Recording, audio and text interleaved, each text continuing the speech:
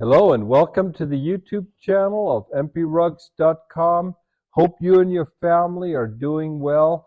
Today's episode is actually going to be a three-part series that is all about some of the fraud, some of the scams, some of the tricks that are commonly found in the carpet industry. Unfortunately, this is something that many of you have asked me about, whether it was about carpets that you had purchased yourself or that you were looking at.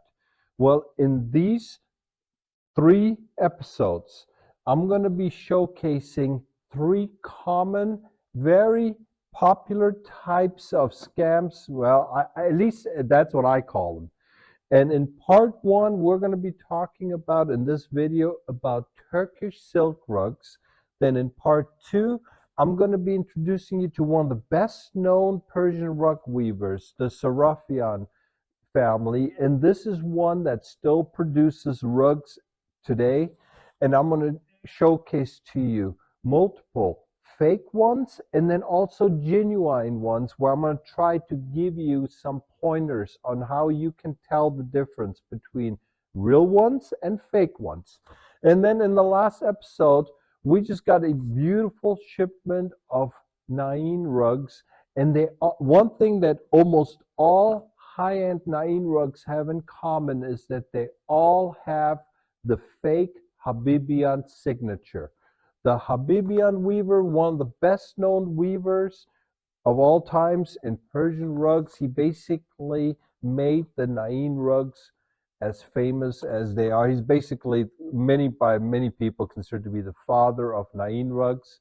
Well, the poor fella has passed away many decades ago, yet apparently his workshop, which really doesn't exist anymore, they only make a small amounts of rugs.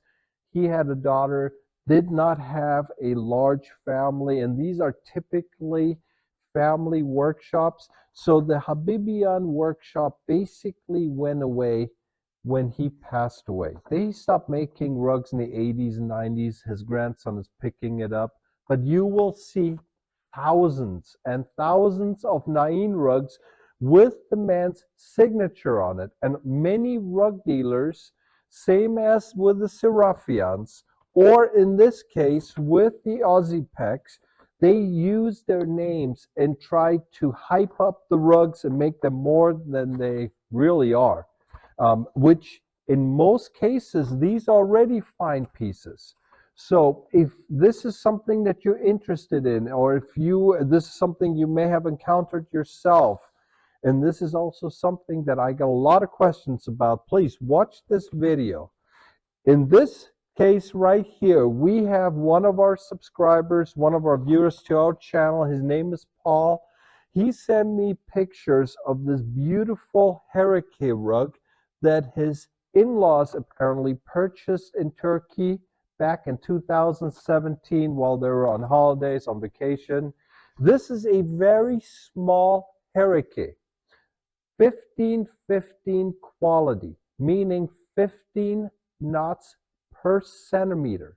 This is extremely fine.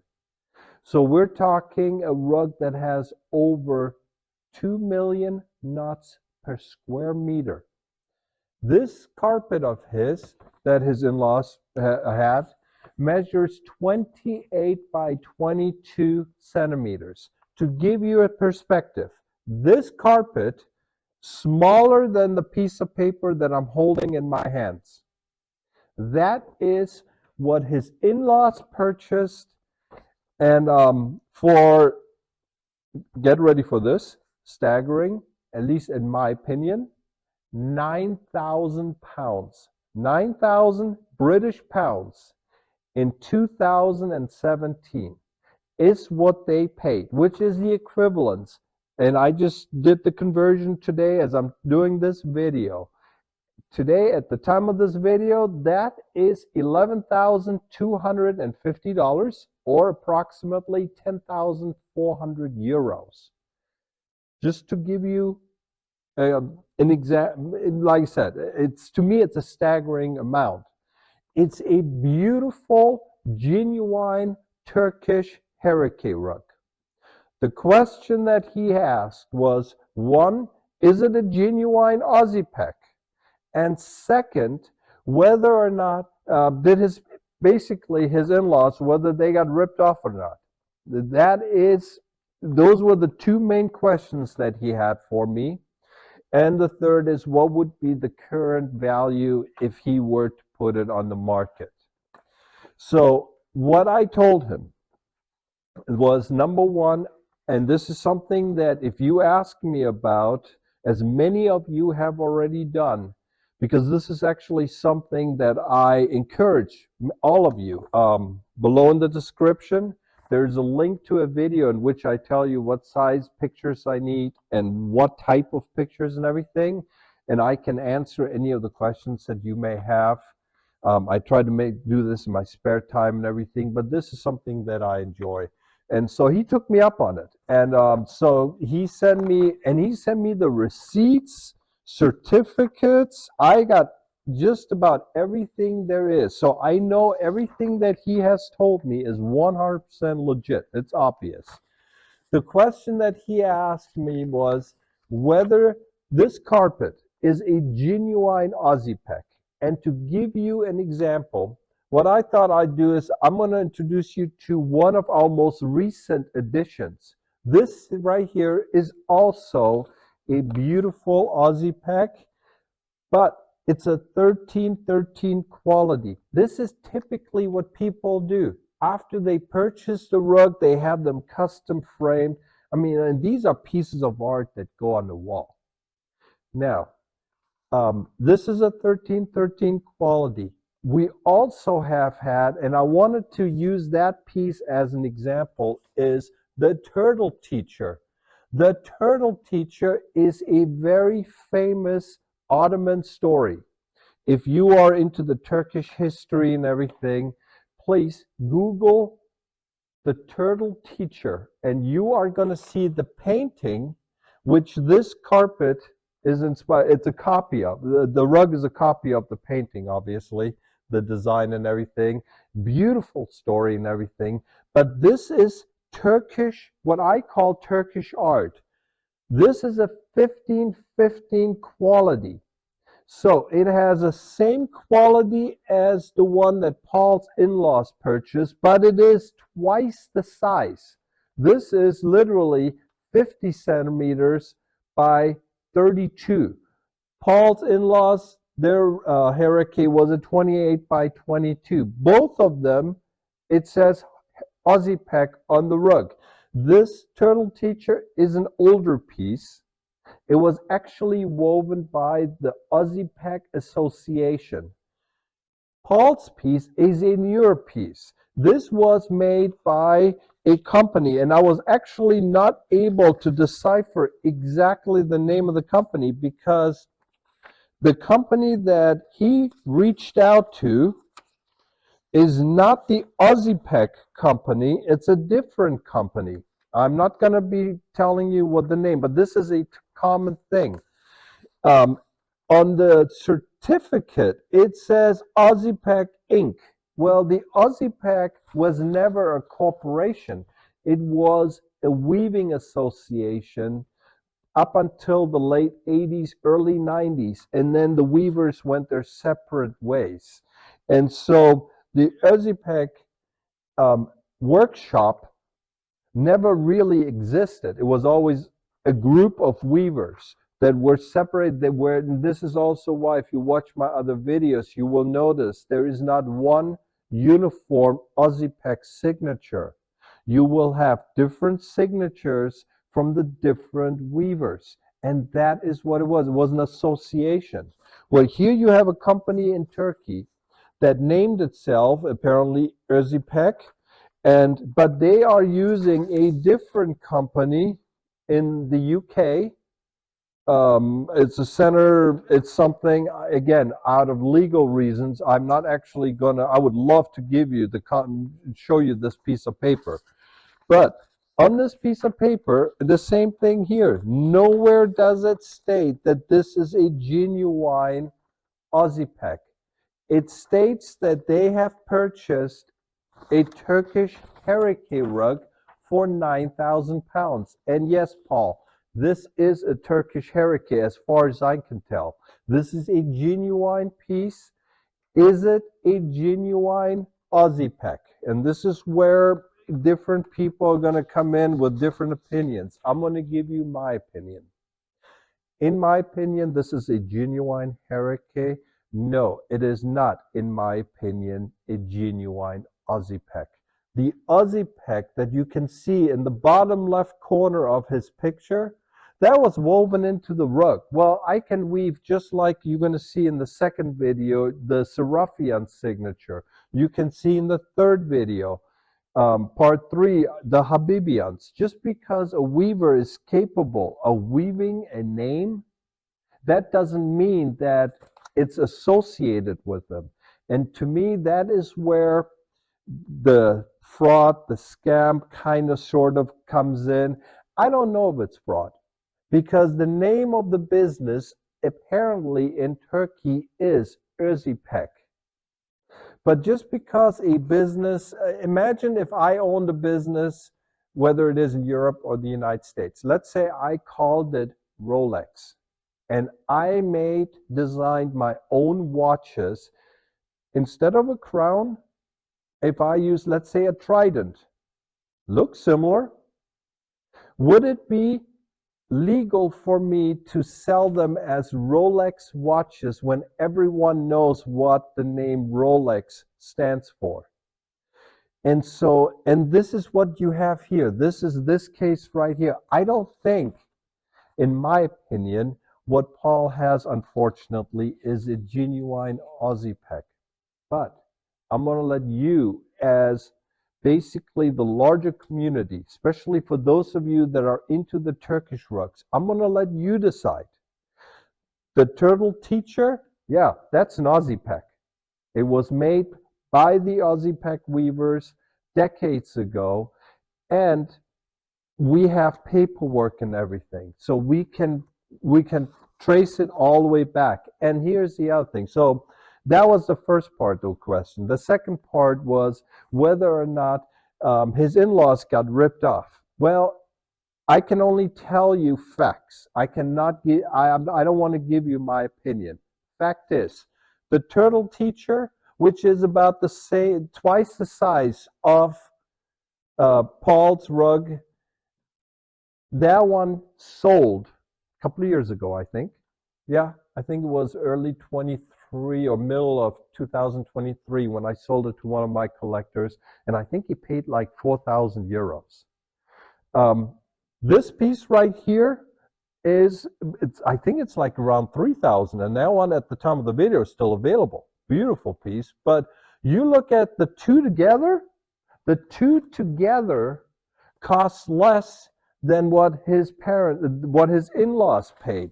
So as far as whether they got ripped off or not, I don't know. But there is another story to this, and this is why when I saw the pictures, and this is where, well, for those of you that know, yes, I do my videos in English, and most people always assume that I do these videos in the United States. I actually do them in my family's business at our warehouse here in Hamburg, in Germany.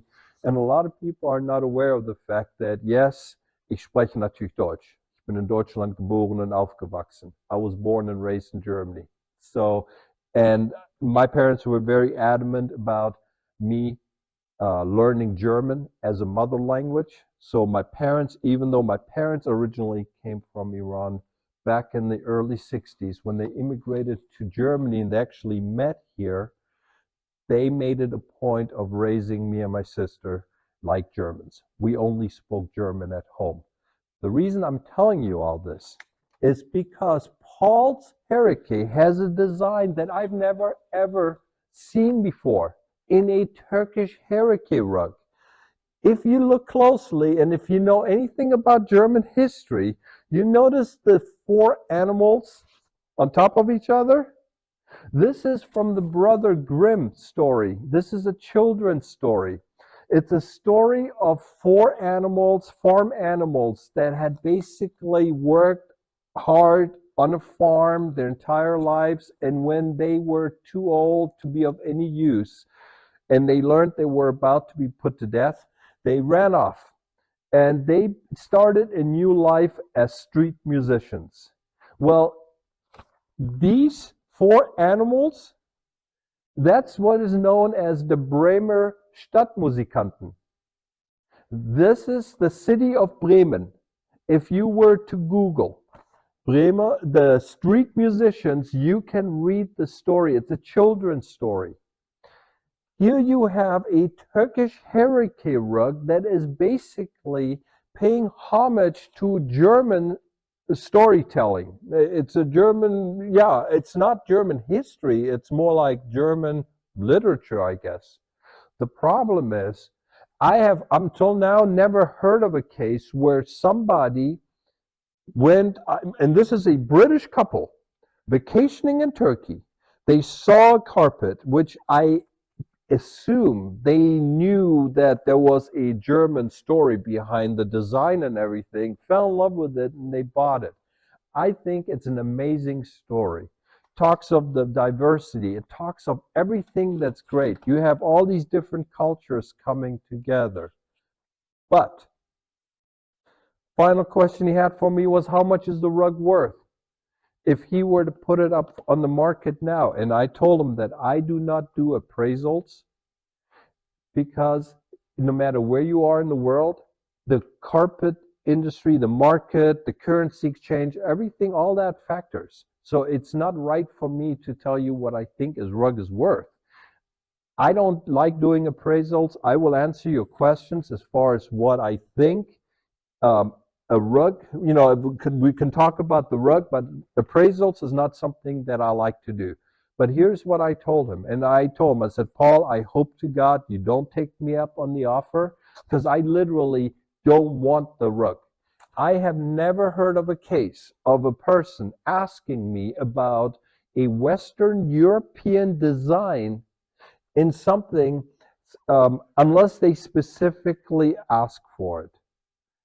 And so I thought maybe this was a piece that was custom made for them. But it's not the case. Apparently, this is a carpet that was literally readily made available to German-speaking tourists. And this is why a lot of the paperwork that came along with the rug is also written in German. And so I think you have a carpet that was clearly marketed for the Germans. I don't think it's worth a whole lot of money. And I told you this, Paul, and I mentioned to you that I really don't want you to take me up on the offer, because I offered him, I think it was 750 euros. And I told him the main reason why I wanted was, to me, it was something that I was going to highlight in some of my videos and everything, and it's a personal thing. Because honest to God, the rug, in my opinion, is worth a lot more based on the quality. I don't think it's worth the 9,000. In my God honest opinion, I would love to have been there when your parents were buying the rug, and I would have told them, don't do it, don't do it. I'm sorry. I think your parents paid too much. This is something that happens all too often when people go on holidays. We've heard people go on cruises and getting ripped off and all kinds of stuff. And so, in my opinion, they overpaid. But I'm not here to, I cannot certify it. I can only give you my own personal 2 cents. I offered him 750. My suggestion to him was, contact others. Hopefully he can get a lot more money for it. Otherwise, hang on to it. It's a small piece. Unless you really need the money, please don't sell it. Keep it as an heirloom, as a reminder. It's a beautiful family piece. Definitely there is a beautiful story, and the story in the carpet, the story itself is an absolute beautiful story. It talks about starting a new life and everything. So Paul, if you're watching this video, you were first of all gracious enough to allow me to use all of the information, and I thank you for it. But I want you to know, it's a handmade rug. Yes, I think your in-laws paid too much. However, damage done. what you have there is a beautiful piece of art, and it combines so many different cultures that I hope that you will find a good place for it in your home. Enjoy it for many years, pass it down to your children and their children, and eventually I'm sure that it will come up in value and everything as time goes on.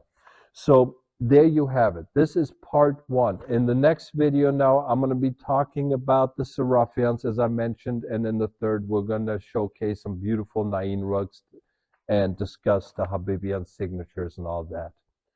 If you are new to our channel and you enjoy these types of videos, it's all about handmade carpets, please feel free to hit the subscribe button. Let us know if you have any questions in the comments section below, or visit us at mprugs.com, especially if you're passionate about the Turkish Hereke rugs. We carry them, and yes, the ones we have are authentic. I'm pretty particular about the ones we offer. And so, hope you enjoyed this video. I'm going to be coming back to you with many more to come. In the meantime, best wishes. Take care. Bye-bye.